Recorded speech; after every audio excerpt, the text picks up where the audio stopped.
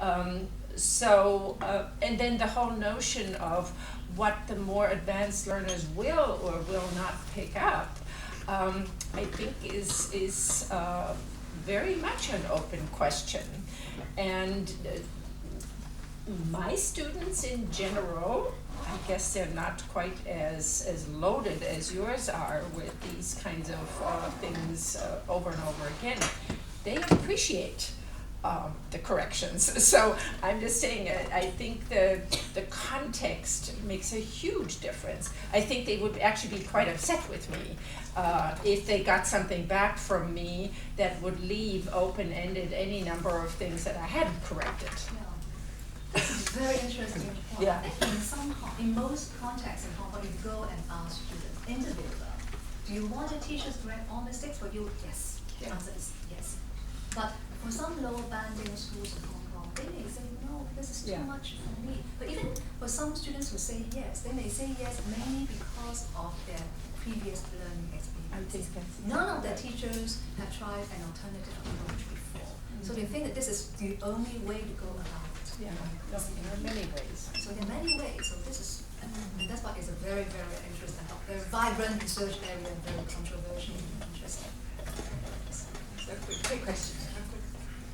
Yeah, I just want to put out there a question that I keep asking myself, which is when I hear about your recommendations for teachers, I completely agree. I mean, the two main recommendations you have is one, being selective is better for many good reasons, and the other one is if you're going to provide feedback, you need to have planned a part of that activity that demands that the feedback be used in some way, right? Without planning that in the lesson, the feedback is gone.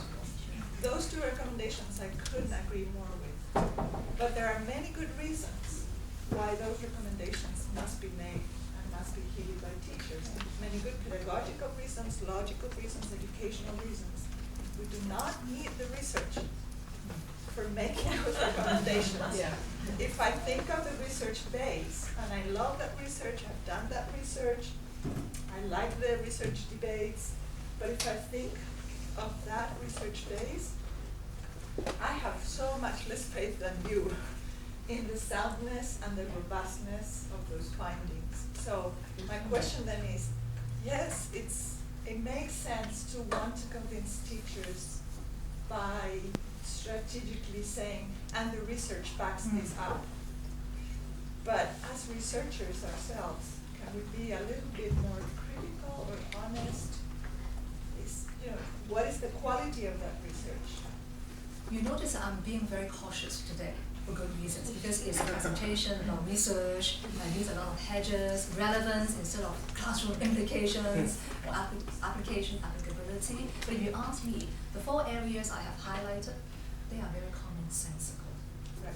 When I go to schools and talk to teachers about using a more focused approach, they all clap their hands. Go talk to my principal. Okay, yes, they think it's great, right? It's not just from the workload perspective, it's more manageable for students as well as less discouraging. And if we think about it from the assessment for learning perspective, motivation perspective, just commonsensical. Using research is a strategy, because a lot of my teachers are saying, my principals, department heads, they want to have evidence.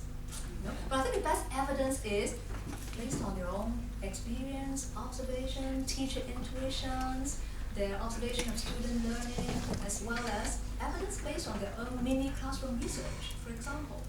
So, yes, it's a good observation. Yeah, sorry. Thank you so much. So we'll all be there now.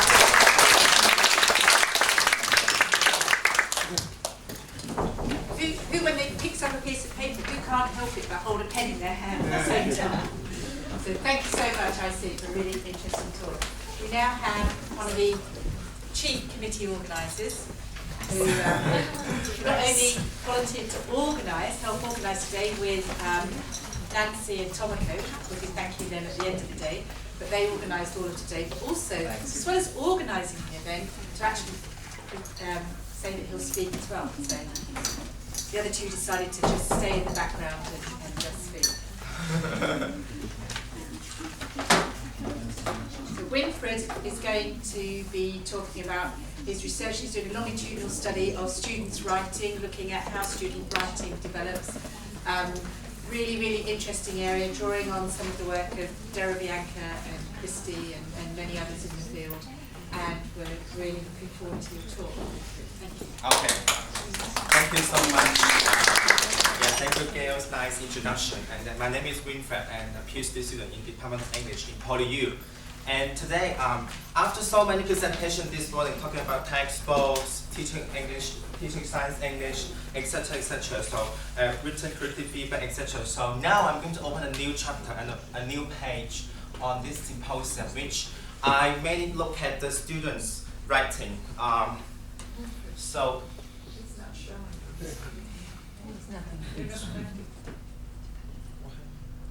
He's a very well-connected person. Excuse me. So.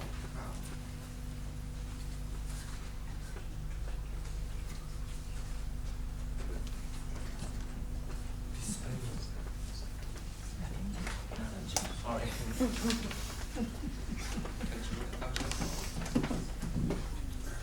So now let me continue while we are opening the community. So I'm going to show you a part of my PhD studies, which focus on looking at adolescent L2 writers, English text, written text, how to see how they expand their meaning potential through different registers through a year-long studies.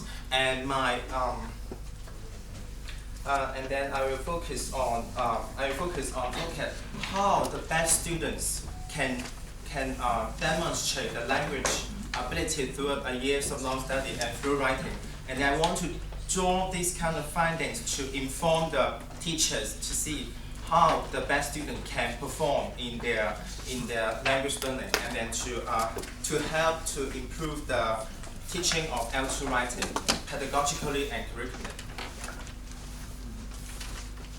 Sorry. So. Francis to the rescue.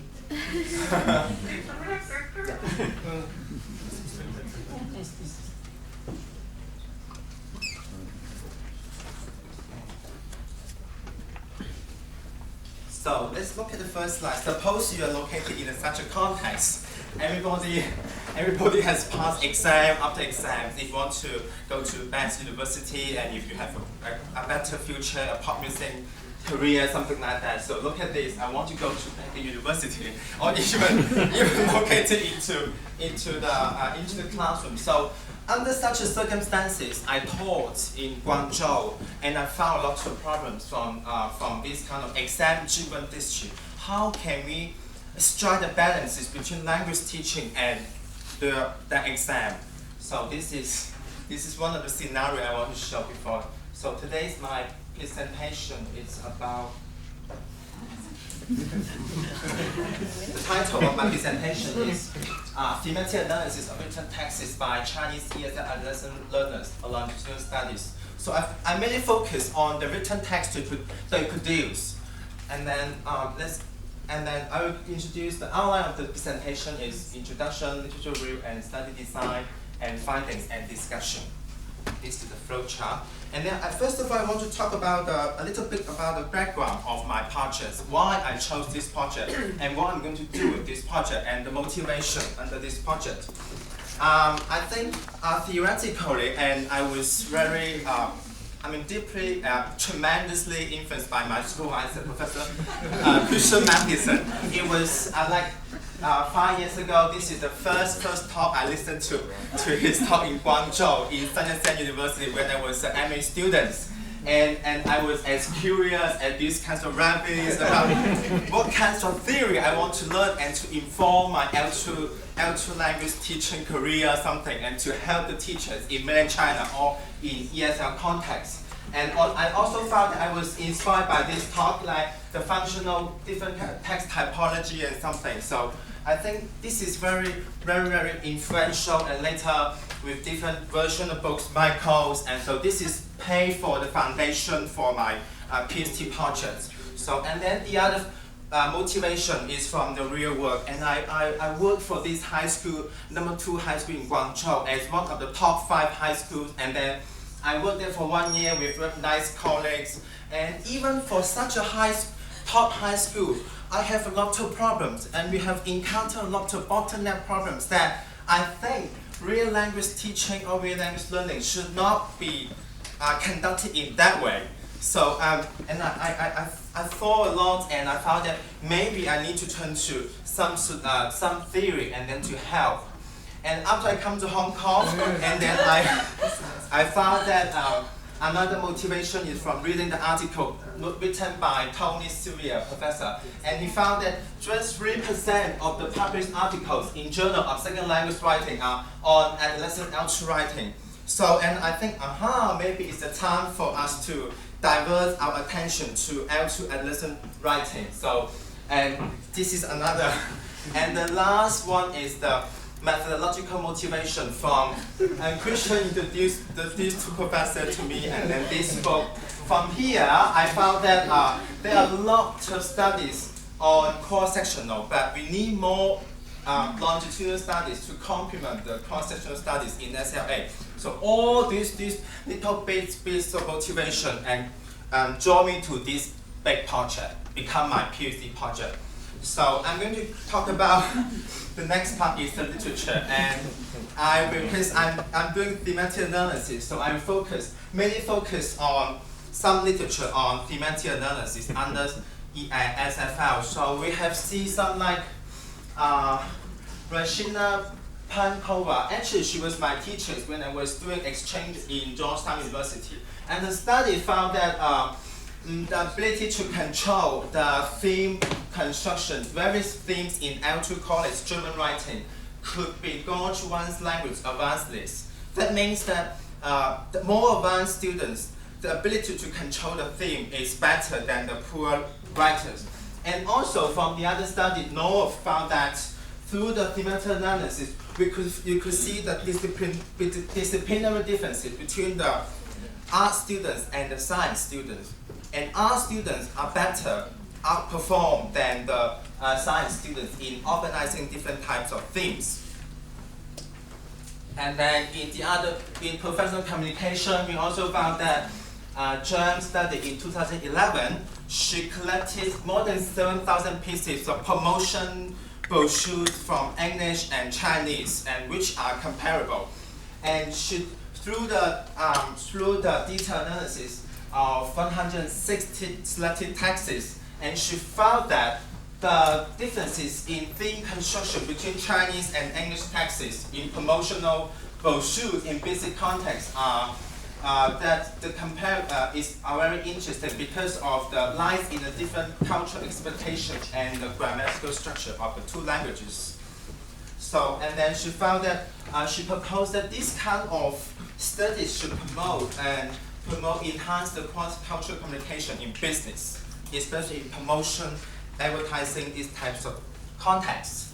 And for the other one, 2004, and North found a corpus of abstract by collecting 36 published articles and in applied linguistics. And she found that linear and constant thematic developments are common in two models of abstract. So this is from the thematic progression patterns. And the last institution is in translation, Williams, and found that demonstrated using techniques of thematic progression will help the translators improve the quality of the translation. As you can see how you can place the theme and ring something. So these different studies in the specifically using the thematic analysis model. And I also have a little bit synthesis about the analytical framework adopted for the previous studies. We can see the different studies. All these studies are drawn from the thematic analysis system selectively with different types of like marked lists, topical theme, thematic patterning, theme construction, etc., etc. So I will talk about my research question. So since we have seen so many studies in different contexts, and then I want to raise the question for my project is, what is the landscape? I want to see the whole landscape of the theme construction in these students' writing. And how do the students employ different themes to construe a piece of text on course level, paragraph level, and text level. And then what curriculum design and pedagogical implication could we obtain from studies? Because I want to apply my studies finding to inform the teaching and the curriculum design. So the methodology, I'm going to talk about, I will have a class of students which consists of 50 students, and I will look at the writing. It's a Form 3, that means the last year of the compulsory education in China. And why I chose this stage, because I think this is a transitional stage, and the other one is that we could see how students could achieve after 9 years compulsory education in China. And then all the students writing, there were 10 writing tasks in the students writing, and so these are the students I have conducted studies with. And as we can see, a big class. This is very typical Chinese class, 50 students. And they were already 10 times of writing tasks, and altogether like 500 pieces of writing in my database. And then for these studies, I only draw for the first time and the 5th time and the 10th time, which typically represent the beginning of the data collection, the middle of the data collection, and the end of the data collection. So I'm going to show you the framework that why I want to do thematic analysis on different levels. So on different levels, we have different theoretical lenses to look at theme in students' writing. Like we are doing a top-down, like text level, we have Jim Martin's micro-hypo theme. And then on paragraph level, we can see the thematic progression patterns, which advocated by Danes, like they have linear, constant, and divide types of theme. And also on clause level, we have the theme construction, like topical theme, interpersonal theme, textual theme, multiple theme, and also mark list. So this is the framework I'm going to frame my studies, and I want to see what happened under different lenses, theoretical lenses at different level. So I'm going to show you the result of my studies, the first part. So let's start from the button, like the clause level. So as we can see, the overall employment of the different types of themes. So topical themes are the dominant. There were more than 560 themes I have collected in my studies for the exhaustive menu analysis. So these are the percentage of the different types of themes distributed in the pipe. And as we look more detail on the topical theme, because topical theme are the dominant one, and we refer to Halliday and Matheson 2004, and then we join this system. Topical theme is consisting of by participant, process, and circumstance. Then under different columns, we have like pronoun, common noun, normalization, etc., etc. So I'm going to use this detailed framework to illustrate more details on topical theme. Like for example, we can see like participant, because they have most of the participant, almost half are realized by pronouns, and then the second one is the nominalization, and then the fourth one is the common noun. So there were just 9% of the process as the topical theme, and for the other type, circumstance and theme, we saw just a low percentage compared with the other two. And then we can see, I will show you by different registers. So this is the first writing, the 5th writing, and the 10th writing. So we can see that because for the first and the 5th writing, they belong to the same social semiotic process adopted by Professor Matheson's term, we call it recommending. While for the 10th one, the title is charity sale. We take it as a reporting text type. So we can see the percentage here. There was differences between the common nouns. So for the first two, similar. While the third one, they have 25% of the common noun as participant. While for the other registral differences we can found is the time, circumstance time, because this is a recount. So they will use a lot of time of circumstance as the topical theme in their writing. So we can see the differences by different registers. And then on the so I will show you some examples like here.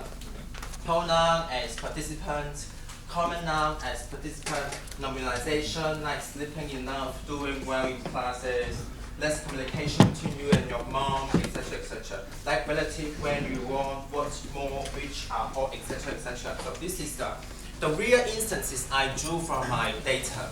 And for the next one is the process as participant, like don't stop, drink at least, don't stay up, start learning. And circumstance as participant like this morning, the next day, in 5 years, etc., etc. So when we're going to another perspective, like multiple and simple theme. So multiple and simple theme, we do see, for general speaking, this is the overall is more simple theme in the beginner writer's writing. You can see it's 63%, and just 37% are multiple theme.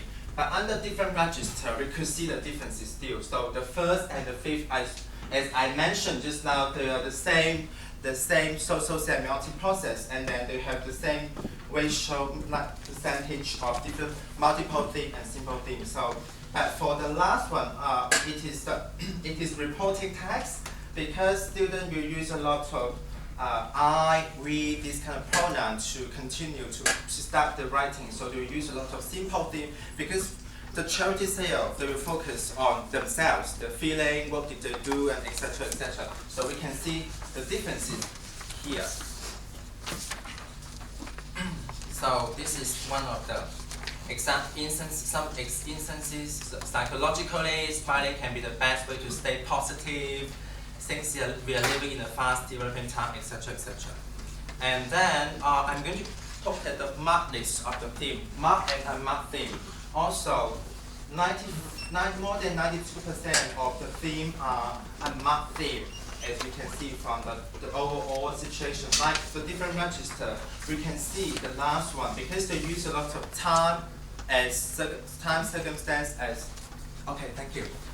Yes, and then we can see the examples here, like this one, a lot of marked theme on the first day of the trip. So they use this kind of marked theme to organize the text chronologically and mark it in specific context. And okay, so we're going to another level. We come to the paragraph level. So we're going to look at the thematic progression pattern. How do students use different types of thematic progression in their writing? So overall, a lot of we call constant types of theme progression, 53%. But compare with the different register, as we can see, for the last register also different, more miscellaneous.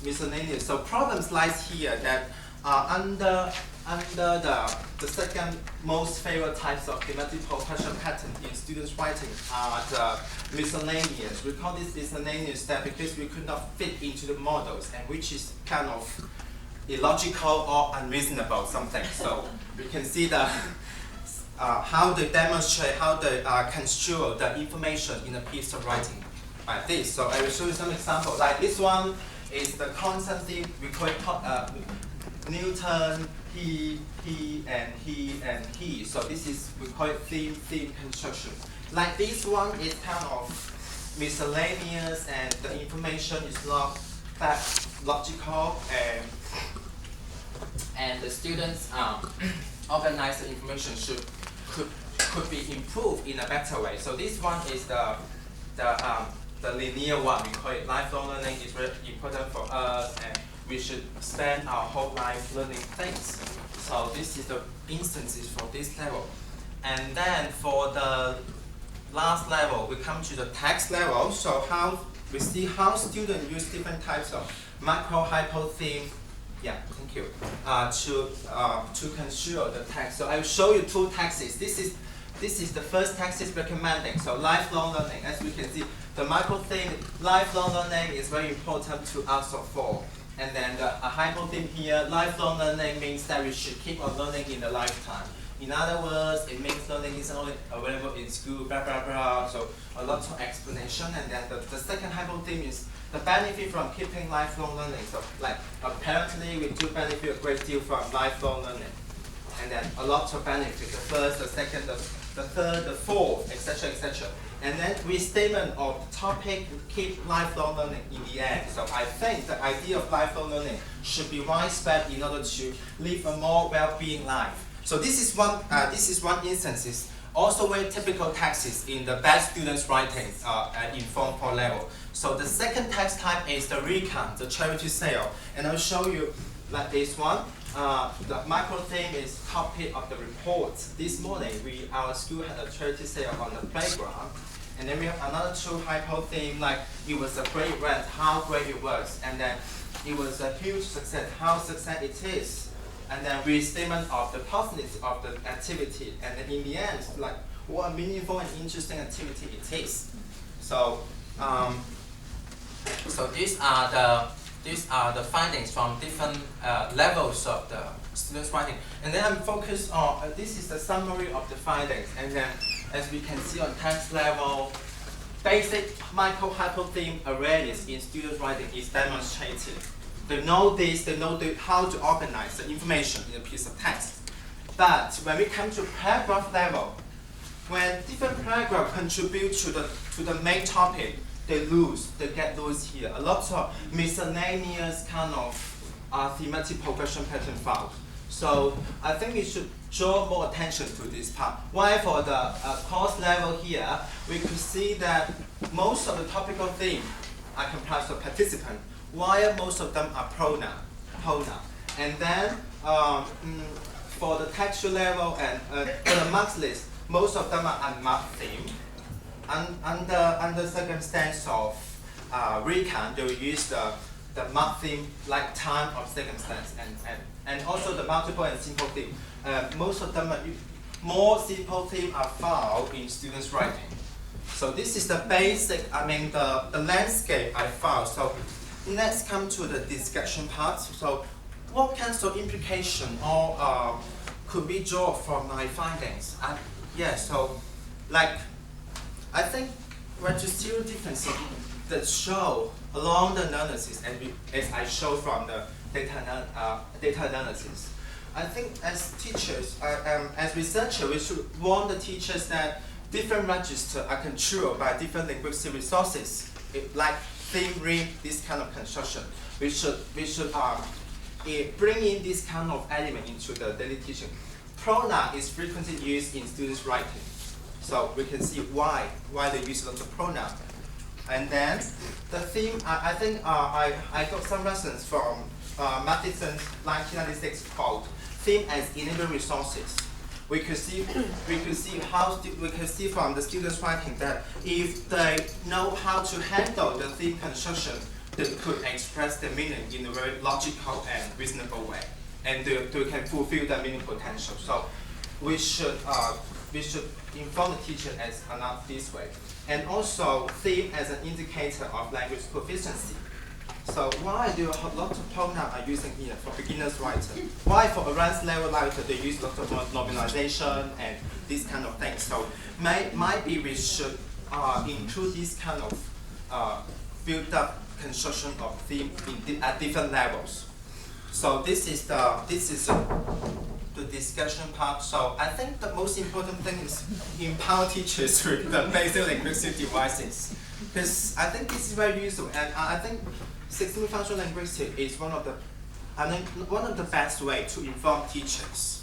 So let them to have this kind of awareness, and then let them to learn to play with the language, and then to teach the languages. And that's all my presentation. Thank you.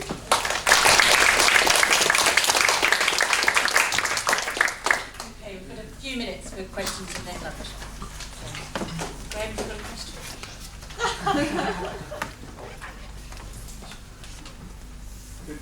Could I check something?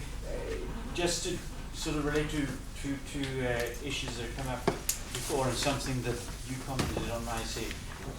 You had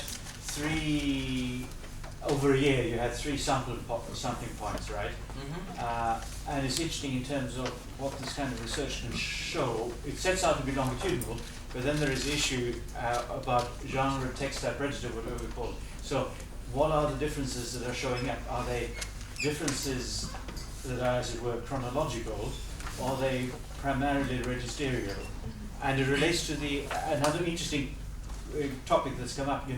Do students actually rewrite, or do they just move on to another thing? What's your sense? To just move on. Yeah.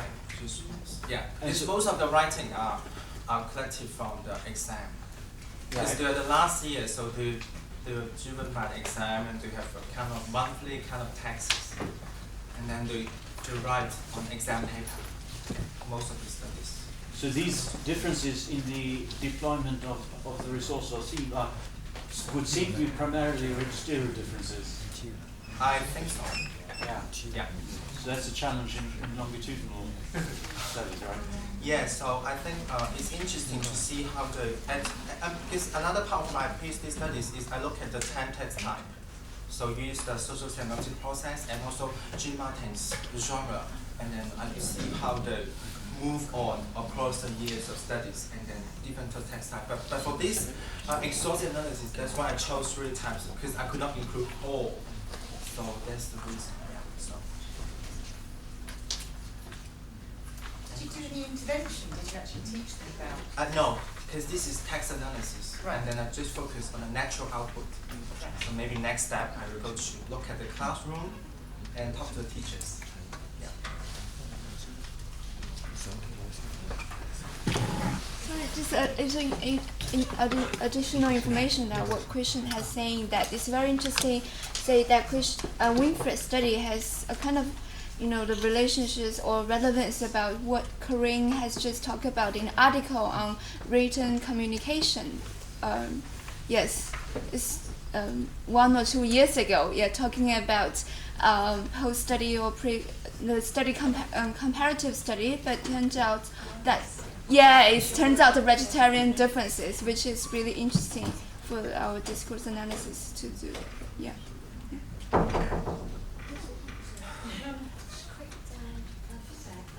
Any speculation on the possible influence of the L1 thematic pattern, the Chinese thematic pattern?